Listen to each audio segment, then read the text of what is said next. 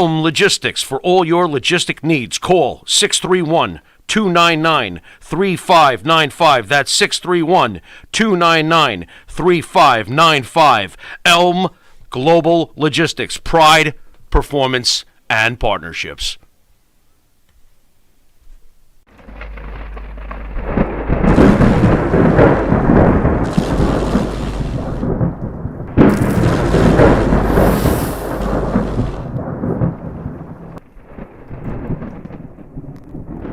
For making him look good. But that's what I was taught to do. Right. Now, this brings to the point I was getting at earlier. All this stuff spins together after a while, like a wrestling match. Mm-hmm. When Superstar became champion, you weren't tag team champion at the time. You and Larry were together a lot. But you, Chief, Larry, all the faces were starting to get their shot at a title now, because you're not going to do it with Bruno, obviously. I remember you always talk about a date, and it's July the 9th of 77. You were heading to the Spectrum. Yeah. And go ahead, tell the story, Tone. Yeah, so I'm heading to the Spectrum, and I'm going down the Jersey Turnpike, and it's a beautiful day. And I said, there's not going to be anybody there tonight, because they'll all, from Philadelphia, they'll all be at the beach, Atlantic City or Wildwood. Anyway, we got there, and they had the most people they ever had in the Spectrum. I think it was 19,500, but I'm not sure about that. And Billy and I, we wrestled, and I thought we had one heck of a match. Well, every time we wrestled, I thought our match was good for some reason or other. But somebody came up to me and they said, boy, I watched you and Superstar wrestle in the Philadelphia Spectrum.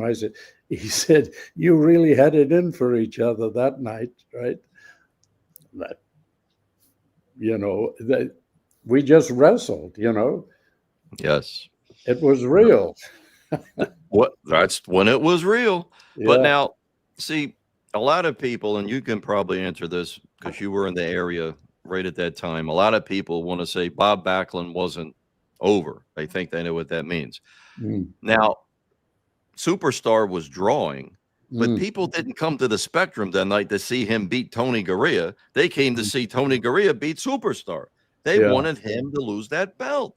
That's what the crowds were all about. Chief, when he was there, because a lot of times Larry was still kind of young, you would be in his corner.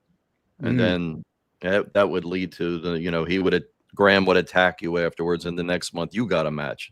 And it's like, it's not that Superstar, and I loved it. It was my favorite time of the 70s for that reason, to see all of you guys, our favorites, get title matches. But we wanted to see Superstar beat.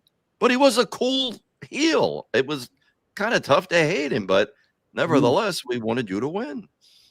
Yeah. Oh, yeah, that's what it was about. But Vince Sr. had it in his mind. He was going to be champion for so long, and that was it. We couldn't understand it because we thought, he was drawing money.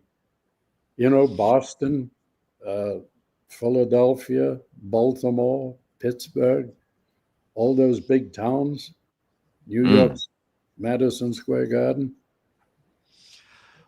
Well, they did a great thing, too, in Baltimore. They brought Bobo Brazil in.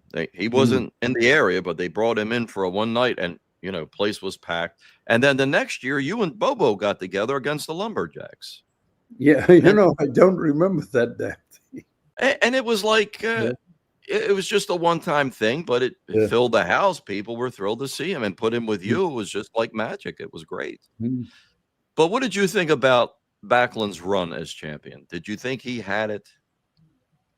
Yeah, he was a good wrestler, and a lot of people accepted him for who he was, clean-cut guy, not necessarily a gimmick, but a natural type gimmick, and he could back it up too. I seen him put some guy said to him, I think in Worcester, I think, he said, Oh, you're not so big. I think I could beat you. And Bob said, well, come on, and he put him in a headlock. And I said, Bob, what the hell are you doing? I said to myself.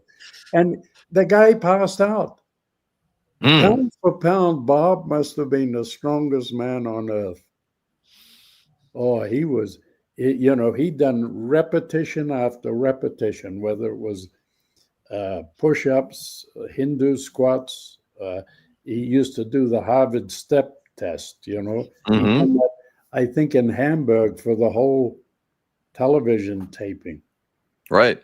And the You know? wheel one time. Oh, yeah, the wheel. He'd go, everything he'd do, he tried to double what anybody else did. Well, He you was actually were unbelievable. you were teaming with him for a while in '77 when he first came in. Yeah, I think we had a couple of matches together. I think that, Vince Sr. just wanted him to rub shoulders with some of the local baby For the faces. favorites. Yeah, Mm, get that shine on him. Yeah. yeah. Put him in there with Tony Garea and Larry, and yeah,